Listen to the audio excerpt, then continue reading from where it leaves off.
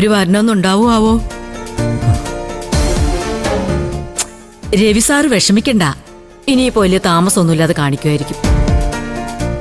എനിക്കറിയില്ല എന്തൊക്കെയാ ഇവിടെ നടക്കുന്നതെന്ന്.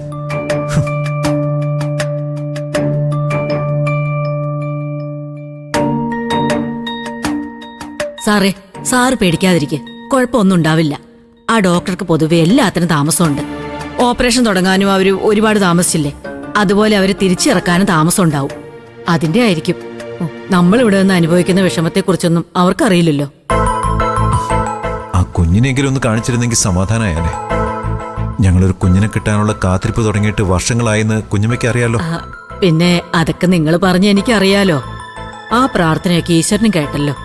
അതല്ലേ നല്ലൊരു ആൺകുട്ടിയെ തന്നെ തന്നത്. സാറ് സമാധാനായിട്ടിരിക്കും. ഇനി കുറച്ച് സമയം കൂടി കാത്തിരുന്നാ മതിയല്ലോ. കുഞ്ഞിന് രവിസാറിന്റെ കയ്യിൽ തന്നെ കൊണ്ടുതരും. അതേ സുശീല. നിങ്ങളെന്താ ഇവിടെ തന്നെ നിൽക്കുന്നത്? അവരെ രണ്ടുപേരെയും മുറിയിലേക്ക് മാറ്റിയില്ലേ? ഇല്ല, ഇപ്പോഴും അവരകത്ത് തന്നെയാ. അതെന്താ ഇത്രയും സമയം? അറിയില്ല ആന്റി, അതിന്റെ ടെൻഷനിലാണ് ഞങ്ങള്. കുഞ്ഞിനെ പോലും എന്നെ ഇതുവരെ കാണിച്ചിട്ടില്ല. അവരാദ്യം കുഞ്ഞിനെ കൊണ്ടുവന്നപ്പോ സുശീല ഇന്ദ്രൻ ഇവിടെ ഉണ്ടായിരുന്നുകൊണ്ട് നിങ്ങൾക്ക് കാണാൻ പറ്റി. പക്ഷെ കൊച്ചിന്റെ അച്ഛന് ഇതുവരെ അത് സാധിച്ചില്ല.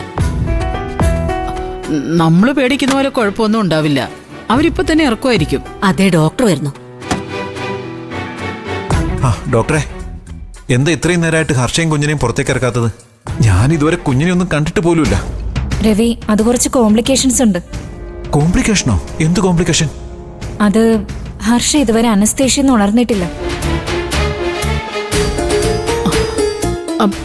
അതെന്താ അങ്ങനെ? അനസ്തേഷ്യ ഡോക്ടർ കൊടുക്കുന്നല്ലേ? അതെ, അതിന് വേറെ ഡോക്ടറുണ്ട്, അനസ്തെറ്റിസ്റ്റ് എന്ന് പറയും. അതിപ്പോ എന്ത് പറഞ്ഞാലും അത് കൊടുത്തതിന്റെ കുഴപ്പമല്ലേ ഇങ്ങനെ വന്നത്? അങ്ങനെ ആവില്ല. എന്ത് കോംപ്ലിക്കേഷൻസും എപ്പോ വേണമെങ്കിലും ഉണ്ടാകാവുന്നതേ ഉള്ളൂ. അല്ല, അപ്പൊ കുഞ്ഞോ? കുഞ്ഞിന് കുഴപ്പമൊന്നുമില്ല. ഹർഷയെ ഉടനെ ICUവിലേക്ക് മാറ്റും. അല്ല, ബാക്കി നോക്കിയിട്ട്